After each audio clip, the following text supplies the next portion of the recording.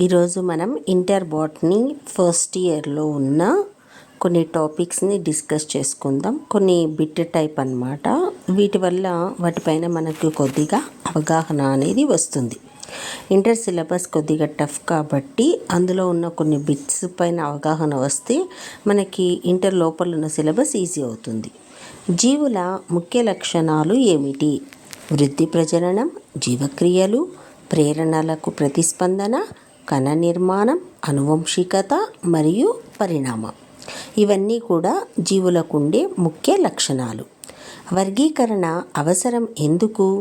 జీవ వైవిధ్యాన్ని సులభంగా గుర్తించడం, సారూప్యతలు మరియు వ్యత్యాసాలు తెలుసుకోవడం, శాస్త్రీయ అధ్యయనం సులభం.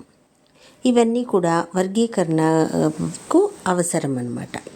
ఆధునిక వర్గీకరణ పితామహుడు ఎవరు? Carolus Linnaeus. కరోలస్ లిన్నేయస్ను వర్గీకరణ పితామహుడు అనేసి అంటారు. బైనామినల్ నామెన్క్లేచర్ అంటే ఏమిటి? జీవులకు రెండు పదాల శాస్త్రీయ పేరు ఇవ్వడం. ఒకటవది జీనస్, రెండవది స్పీసిస్. ఉదాహరణకు హోమోసెపియన్స్.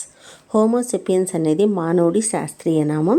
ఈ శాస్త్రీయ నామంలో పేరు పెట్టే విధానాన్ని బైనామినల్ నామెన్క్లేచర్ అంటాం. ఇందులో రెండు పదాలున్న పేర్లను పెడతారు.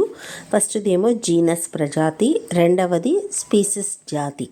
ఇక్కడ హోమో అనేది జీనస్, సెపియన్స్ అనేది స్పీసిస్ జాతి.